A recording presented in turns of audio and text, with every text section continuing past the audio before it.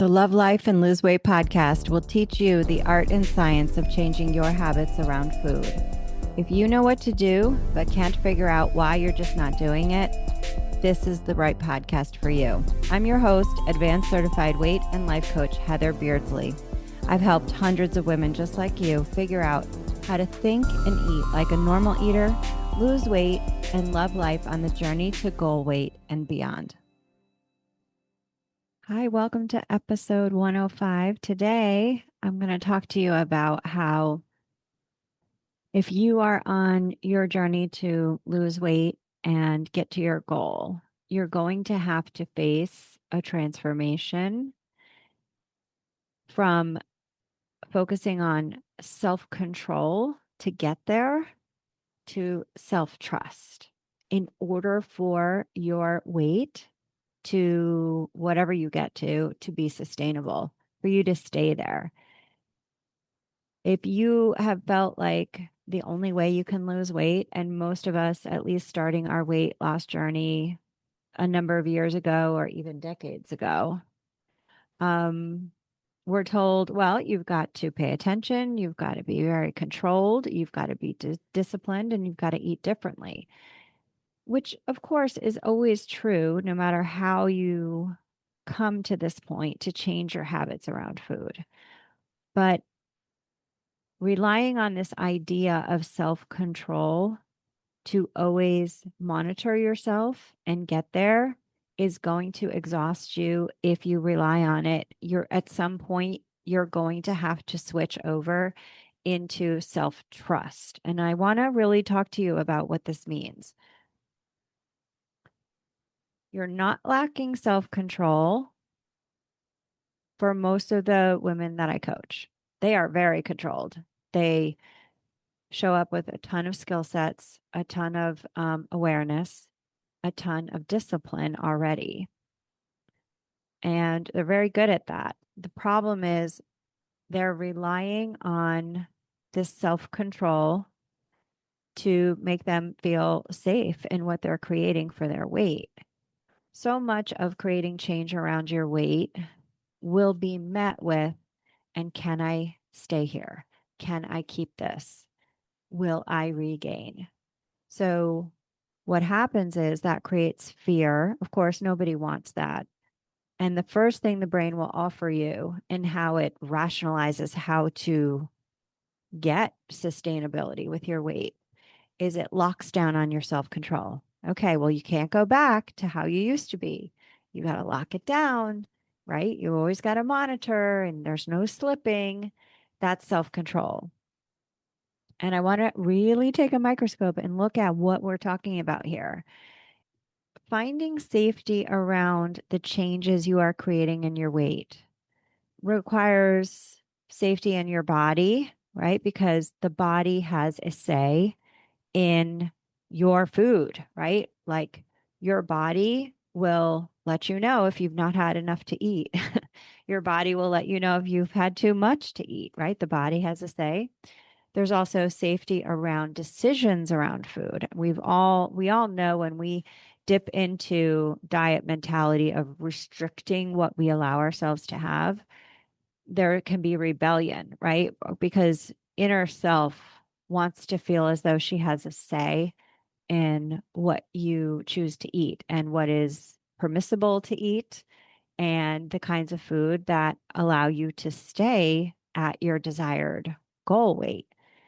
And there's also safety around this idea of uncertainty. What will happen in the future, right? If we don't know how we're going to create that, because we already feel tired, because we're relying on self-control, controlled actions, right actions, if you will, to get where we want to go, then that uncertainty is going to feel a lot higher because we know efforting or white knuckling right actions around your food.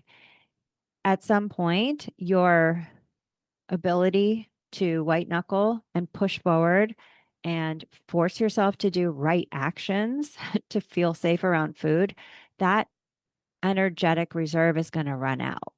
Because we know we all have days where we're exhausted, where life is lifing, Life gets really crunchy. Life gets fucking ass over tea kettle sometimes.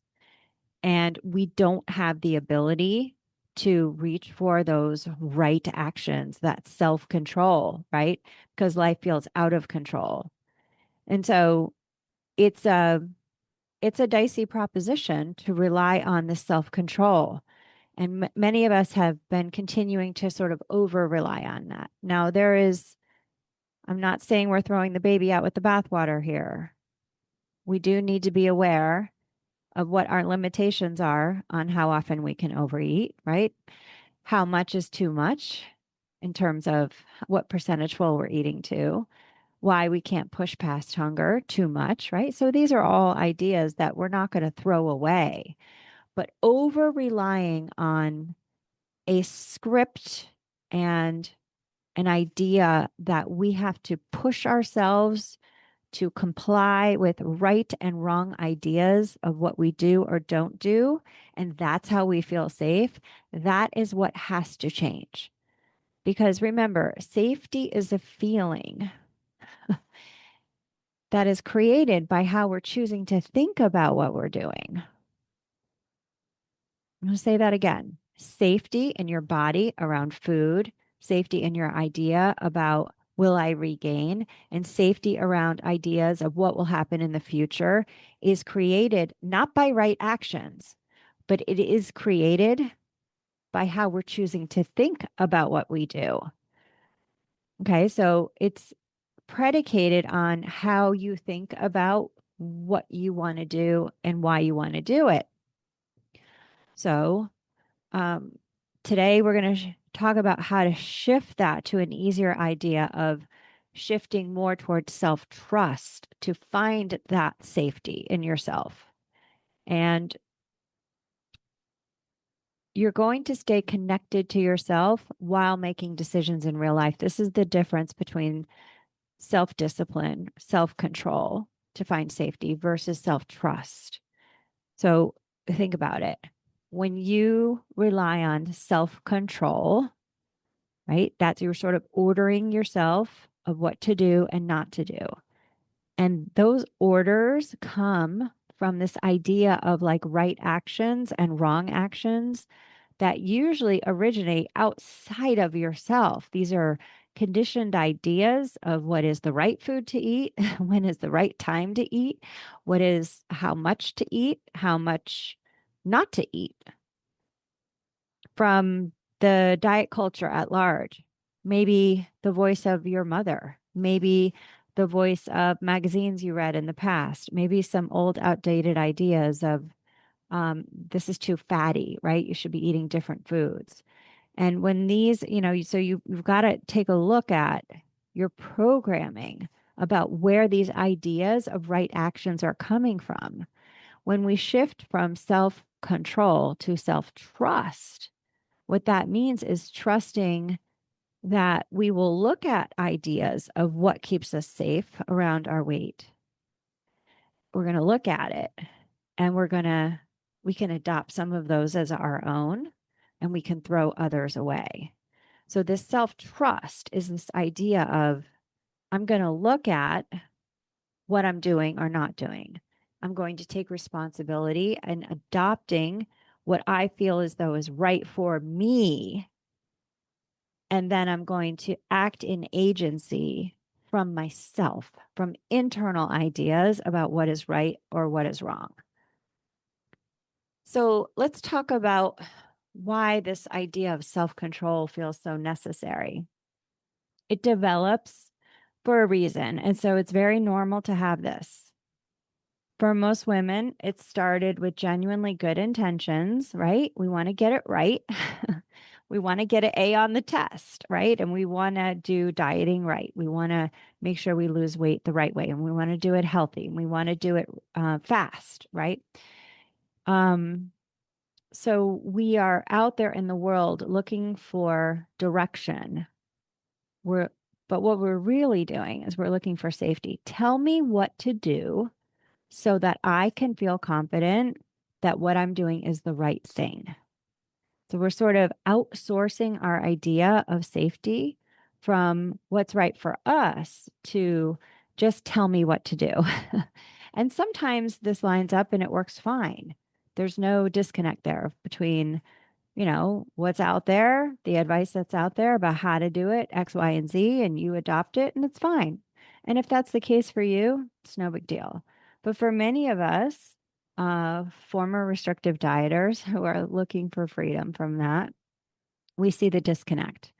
And I still, even with clients that I work with for a long time, um, for example, I just had a client where she wasn't getting results. And it was kind of time to run an experiment where we did, lightly count some calories just to see.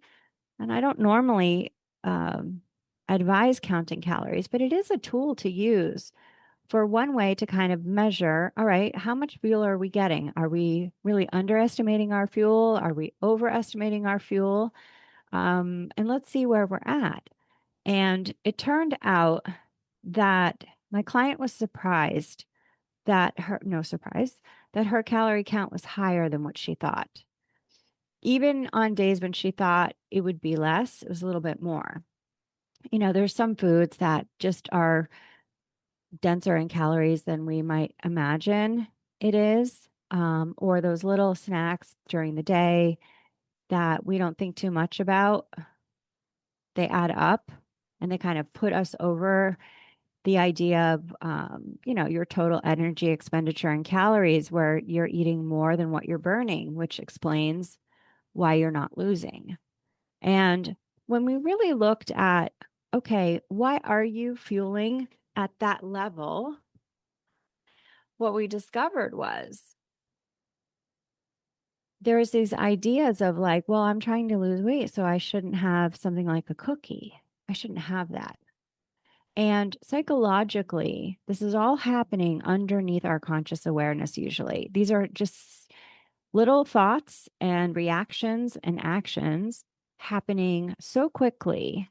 We sort of push off the idea of a cookie, and then that leaves us feeling restricted. And when we feel restricted, well, I can't have the cookie, right? Because I'm not losing weight. I'm kind of stuck here. What usually happens is our desire to eat other foods that we are allowing ourselves goes up. So there is some like unconscious overeating, compensatory unconscious overeating that happens in response to um, restrictive thinking around food. And if this is an operator that's happening underneath the surface, you can see what's really happening here is she's relying on this idea of self-control for weight management. I should not eat cookies. See, should, have to, need to. Those are all key words that indicate that you are relying on self-control to find safety in your weight management. Now, if you had just asked the inner part of my client what she truly wanted to eat, she would have said a cookie. But she doesn't know, or she has this idea, if she has the cookie, that will increase the outcome of her not losing weight. And what I just simply said to her after we explored this and we pulled this out is I said, well, you're not having the cookie and you're not losing weight. So maybe this idea of self-control around certain foods is actually the problem. What will happen if you just allow yourself to have the cookie?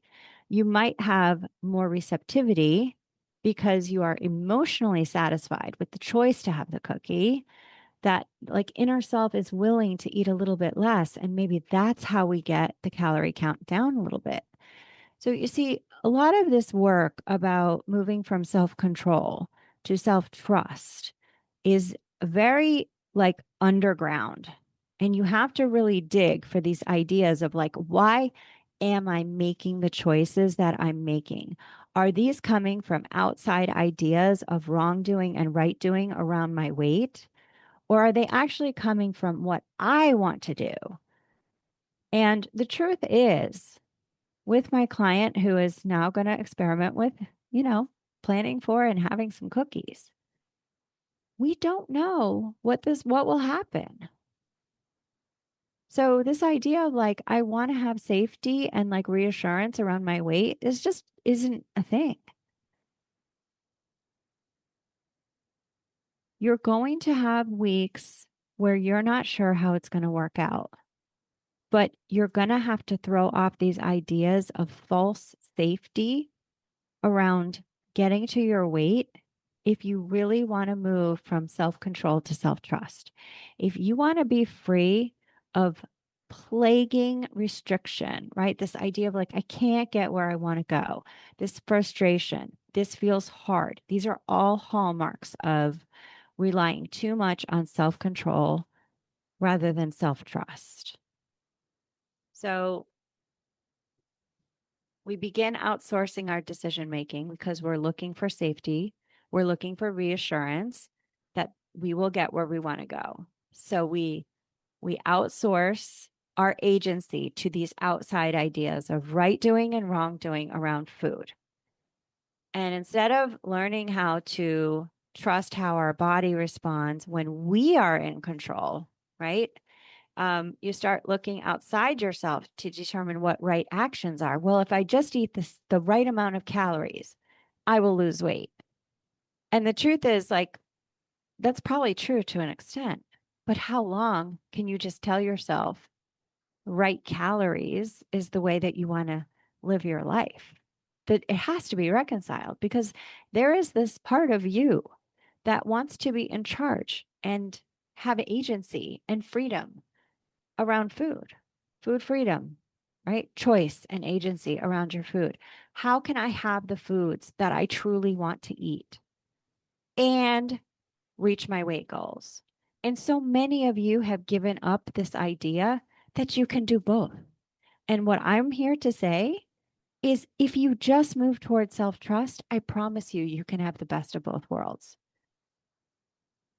You can get pretty close. You can get pretty close to where you want to go, starting to trust more about how the kind of eater that you want to be, the kind of lifestyle that you want to have around food, the way that you want to feel eating the foods that feel right for you. So diets say this is good, right? The app says this is too much. The tracker says you already ate enough. The plan says you should not be hungry enough or you should be hungry yet, right? You see how all of these are examples of self controlled ideas around your actions as the owner of your weight management, right? Taking responsibility for it. When you outsource to outside ideas, you lose your agency. And when you lose your agency, you're white knuckling it and you're not relying on yourself to be the leader of what's right for you. Self control for many women becomes an attempt to follow external rules closely enough to feel safe. But even when those rules conflict with your actual lived experience, because sometimes you want a fucking cookie, sometimes you just want a burger. And if you live your life overriding your own tastes and preferences around food, or even the exercise you want to have, right? You're not really living for yourself. And that's a hollow victory.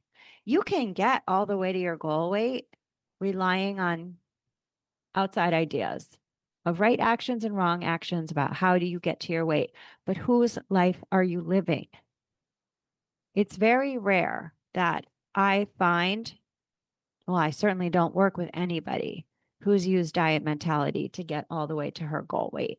I know that there's examples of those women around, and it just, what can I say? It just works for them. And that's fine. But for, I'd say, the vast majority of women, they want to create their own lifestyle around food where they feel led and they feel like they trust when I do this because I have tested it. I know that this happens with my weight. In other words, you can just fill in the blank. I know that when I keep my overeats to 2, per week, say, for example, and I do my regular movement plan, that my weight stabilizes and I'm in maintenance. That's what you can figure out. And you've been eating foods that you truly want to eat. You've just learned how often to have them and how much to have because your body tells you. So instead of asking, what do I need right now? To move into self trust, you start asking, well, what do I want to do? What's the correct choice for me? What feels like a right fit for my life rather than conforming to outside ideas of what's right? So you take that disconnect from self control and you start to reconnect to yourself. The hidden cost of self control creates mental exhaustion around food because you're not just eating, you're constantly trying to interpret and comply with these outside expectations. Even if no one else is in the room, you're over your own shoulder with the clipboard, calculating, judging, negotiating, correcting yourself, and evaluating your performance all fucking day long. This over reliance on self control creates mental fatigue, decision fatigue, and emotional burnout. And it turns eating into something that you constantly have to manage. And eventually, your internal systems push back. And this is where you see, like, I call it like the steam release valve starts to let go. And you will start to see night eating. Why am I eating this moments? Popping food in your mouth, checking out during meals, fuck it eating, and even binge eating can be a result of this. So the reframe I want you to hear is that it's not that you lost control. It's that you lost your resources to continue to feed this machine that requires too much of you. You know, you don't have a system that's built to endlessly use self control to direct your life. So we want to move into self trust, or another phrase we can use is internal leadership. And this is where it starts to change. So if we're not going to become more obedient to external rules, then you've got to think about rebuilding your ability to respond intelligently to yourself in real time. That is what self trust is. And I want to be clear, self trust is not a passive action. It's not just eat whatever you want. It's not, oh, well, I'm just going to do what I want and forget about what happens afterward. Self trust is a responsive state. It sounds like I can listen to what I want, my internal tastes and preferences for food. I can assess how that went for me. I can respond slightly differently next time. I can tolerate uncertainty without panicking. And believe it or not, like planning for a cookie with permission is going to feel like stepping into an abyss of fear if you have never done that. Remaining connected to yourself while making decisions and not abandoning because you already so-called fucked it up. I see this all the time. Well, I overate twice on Tuesday, and I ask why. Well, because I already overate for lunch, so I figured, well, what the hell? Do you see how somebody who does this is like mind controlled by outside ideas of wrongdoing and right doing? It is literally like putting yourself into a jail. So instead, you start to say, you know, I don't self abandon myself and I don't live according to outside rules about what's right for me. I have internal mechanisms built into my body. I have hunger, I have satiety. Yes, I might have excess weight to lose too, but I have a system and I have a brain that I can use to figure out how to slightly change my habits around food so I can lose weight sustainably without feeling wretched in the process. And it doesn't have to be perfect. I teach weight management, building in overeats each week, just for that fact that there is no perfection required here. There are times when you can have caloric variability in your life, right? This is not like, oh, I can only eat 1,560 calories a day for the rest of my life if I want to keep my weight at my goal weight. Fuck that. Of course, you're going to eat more on vacation. Of course, you might eat more when you're out with friends and you just get caught up, right? But you have systems and yourself to come back to right away because there is no shame. There is no right doing. There is no wrong doing. There's just life and your choices. And you don't self abandon. Self control will ask you, what am I supposed to do? Self trust will ask you, what do I need in this moment to stay attached to myself and my goals? Those are two totally different orientations. And this stuff does not get talked about.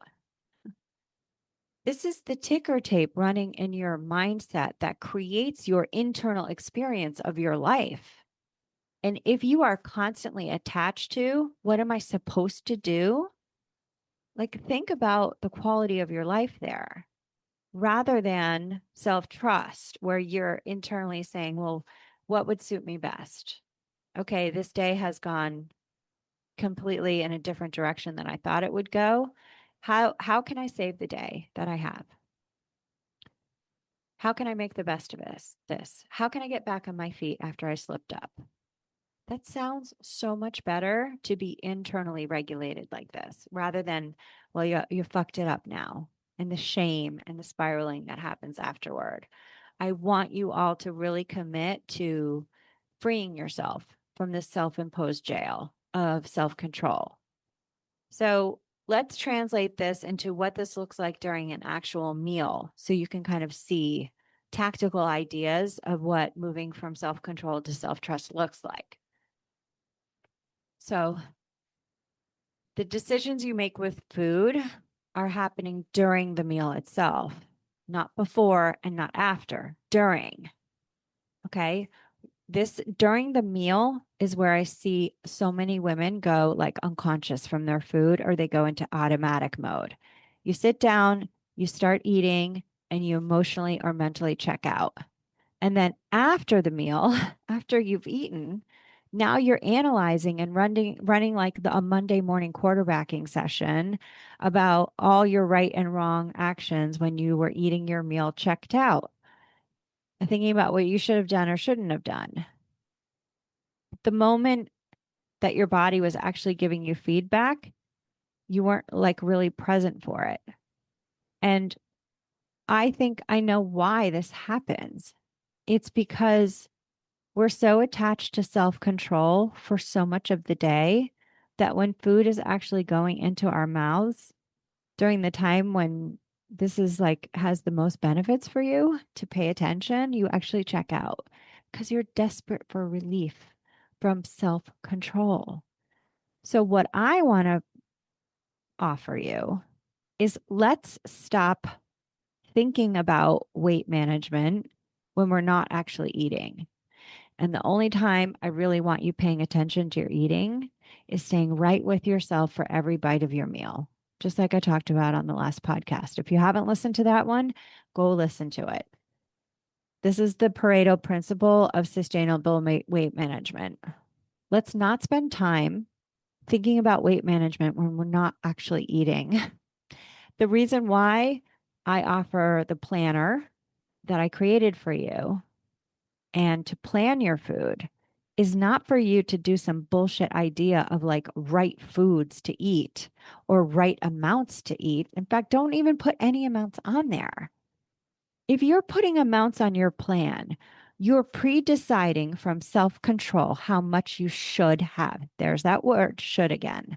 That is evidence of self-control. And then your meals become this exercise in right compliance with ideas of right doing. That does not sound enjoyable. Instead, I want you to approach planning so that your brain knows when food is coming. Your brain knows what foods you have truly decided to eat because you want to eat those foods, not for any other reason than your choice and willingness and desire to have them. And then when you sit down for the meal, you let your stomach decide how much you eat. You can rely on your hunger and your relative satiety, how much food is in your stomach. You can practice with this rather than counting calories to tell you how much you've eaten. It's like you already have this system inside of you. This is why I call what I teach integrative weight management, meaning it integrates all aspects of you, which is your physical self, right? Your manager brain, right? And then your internal, your inner self, right? The one who wants what she wants. Her idea of like, I want a cookie. And sometimes I want pizza too. Right? Some of you have some weird ideas of like foods you love. That's your inner self. She wants what she wants. You can't stuff her in the trunk and ignore what she wants. You have to integrate all of these aspects of yourself into a self-led idea of managing your relationship around food. And you do, yes, you do have to manage it because your brain gets dopamine from food. And the more food you eat, the more your brain wants that dopamine. And if you just kind of go unconscious and let your just that inner desire for food lead the way, you will overeat and you will become overweight. So, yes, you need your prefrontal cortex, you need your manager brain to work with that, that primal self, that inner self, those impulse desires of how much to eat. It all has to work together. So, self trust is built during moments when you are actually eating. It looks like noticing how hungry you are before you even take your first bite of food, noticing the satisfaction of tasting the food that you actually plan to eat and that you want to eat, and how amazing that feels. Noticing fullness building, and even hunger going away before you notice your fullness building. Noticing the urge to continue eating even after your body is signaling enough and allowing that to be normal too. And instead of overriding those signals, you step into self trust and you pause. Maybe you put your fork down, you check in. Maybe you give your body 5 or 10 minutes to just register the relative fullness because you are now in a relationship of trust with it. That checking in, that pausing, not overriding that whisper of, I think that's enough, because maybe inner self is worried that you're going to start restricting again. And maybe she just needs that pause. And for you to reassure her, I know it sounds hokey, but we do. We have to speak to these parts of ourselves that have been through restrictive dieting that worry. Is she going to restrict again? Should I just try to get this food in now while I can? I mean, she planned for the cookie. Let's have 5 instead of 1 or 2, right? And then you just say, you know what? We can always have a cookie. I'm not taking cookies away anymore. And then that integration starts to happen. The more you plan for cookies and eat it with permission and tell yourself, we're going to work this out. We're going to figure out how to have cookies and how to reach our goal weight. Then integration starts to really happen because you'll see you can have all of what you want. You can eat the foods you want to eat. You can tune into your body. You can be self-led. And then maybe you realize, I actually don't want to keep eating. I think I'm just tired. I think something about my workday was really bothering me. And maybe I want to call a friend, or maybe I want to pull out my journal. Maybe I just want to tune out now that I paid attention with my meal, and I just want to go read a book. Something like that. Because when you slow down enough to put your clipboard and your pen and your ideas of right doing and wrong doing, like you put them aside, then there's like space for you to hear your inner voice about what else you might need that food can't fix for you. Tiredness, thirstiness, overstimulated, understimulated, whatever it might be. And then you can hear that voice too. And then all these other aspects of your life and these other needs outside of food. Have space to kind of bubble up and be heard too when the clipboard goes down because you're not exhausted anymore. This awareness will change everything for you because you're no longer disconnected from the experience of eating because it's exhausting. You can start to participate in it consciously and with awareness and with energetic reserves because you've forgotten all about food until it's time to eat again. You put the clipboard down. It's going to feel uncomfortable. I know that this is a big ask. Many women have trained their brains to believe that control equals safety. So when you loosen that control and you stop relying on macros or restricting or your intermittent fasting, your nervous system will react and your brain will think thoughts like, well, what's going to happen now? I can't trust myself. What if I gain weight? What if I can't stop eating? But those are just thoughts. Those are not necessarily truths. Those are old vestiges of conditioning that your brain is offering up in this moment of uncertainty. Your brain is supposed to do that. This is where your work begins because self-trust requires that you handle these moments for yourself. You don't brush them off and you don't eat over them. You don't ignore them. You stay with yourself without tightening the grip and moving toward control. You learn how to stand in uncertainty, letting it feel uncomfortable without trying to escape it or override it with over control. You're going to learn how to tolerate normal human hunger and your appetite without panicking. Knowing that hunger isn't an emergency. Hunger is a state of feeling inside your body that builds slowly. It's a gentle nudge to start thinking about when you're going to eat next. This is emotional work, it's nervous system work, it's identity work. This is the space that I coach in all the time. And honestly, it's one of the spaces that takes the longest. You kind of can't rush this idea of moving into self-trust because if you have relied on control and perfectionism and ideas of right doing and wrong doing for a long time, you need to give yourself a slow transition to self-trust. Too much too soon can backfire. We're not talking about going into total chaos here, but what I do say to my clients is let's experiment with planning cookies this week and let's see how it goes, right? Small little ways to practice self-trust rather than self-control. And this is where your work is going to be is because you're not coaching with me, right? You've got to identify some of those ideas about how to run experiments each week that are going to feel a little challenging, but not overwhelming. So maybe it's about pausing when you hear the whisper of maybe this is enough. Maybe you make a decision to plan for a food that you have not been planning for yourself. Maybe when you want to check out with your dinner meal, you insist on staying mindful and not checking out with your food.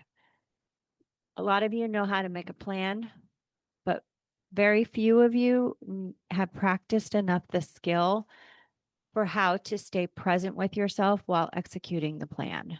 It's one thing to write food down, what you're having for dinner tonight, for example. It's a whole nother skill set for you to enter from your first bite to your last bite, staying present with yourself. This is the actual skill that gives you results. Planning will never give you results. I mean, maybe in an indirect way, but not a direct way. The direct way you give yourself results is by not self-abandoning. It's about paying attention when it matters the most and then allowing yourself to stop doing the emotional work of weight loss when you're not actually eating. Okay. You have a life to live. I want you to live the life in between when you eat. And then I want you to stay present with yourself when you're actually eating. And, maybe planning and reviewing too. That's the work. That's where self-trust gets built, not in perfection, not in restriction, but in repeated moments of conscious self-leadership. So here's where I'd start this week. Number 1, pick a pause point per day. Any time that feels like I could pause at most days at this time. Maybe it's before dinner. Maybe it's halfway through your evening meal. Maybe it's at night when you typically snack. But pick one moment where you intentionally slow down and reconnect to yourself. And the second step is to ask yourself one question in that moment. Am I physically hungry right now? Instead of what should I do or not be doing right now? Right? You're going to go into yourself, into one of those states, meaning your physical self, right? What inner self is saying there, or even what your manager brain might have to say in that moment. And then number 3, step 3, practice staying with yourself for 10, 20 seconds longer than usual. Stay with the discomfort. Stay with this idea of like right versus wrong or control, and stay present with yourself and ask yourself, what do I trust? What would it be good to trust myself to do right now? What is doable trust look like in this moment? And make one small adjustment, not a dramatic reset, not punishment, nothing like that. Just a small vote to trust you. And then if that means come back tomorrow and let's see how I feel about it, then you come back tomorrow. If you trust yourself to come back, come back. Write yourself a note, put it on the plan the next day, set an alarm, whatever you have to do. But you got to, follow through on some of this stuff too. So ultimately, I think you all know this is not just about food. This is about how you relate to yourself. You'd be shifting from someone who relies on control constantly to someone who knows how to stay connected and can pivot in real time with what's right for you. That's a very different identity. Someone who's moving into self-trust doesn't panic when things aren't perfect. She doesn't need to start over tomorrow or next week. She doesn't collapse because of one difficult meal or one difficult day. She returns to herself and she trusts herself to follow through and respond. And that's freedom. So if this resonated for you, this is the work I do inside of my coaching program. I have one-on-one clients and I do have a small group, but the next small group will be happening in the fall. So maybe contact me at the beginning of September if you want to be part of the next seasonal group I do. If you want to take a look at the planner, please visit hbeardsley.com/planner, and you can take a look at the 2026 digital planner that I have. Thank you for joining me today. Visit me on Instagram at Thrive in Midlife and let me know how you found the episode. Stay focused and so long. Hey, if this episode resonated for you, then let's connect. Visit hbeardsley.com/subscribe. That's HBEARDSLEY.com/subscribe and become a VIP subscriber. You'll learn how to work with me. You'll get 2 free gifts, access to exclusive VIP content, and get a discount on the digital follow-through planner.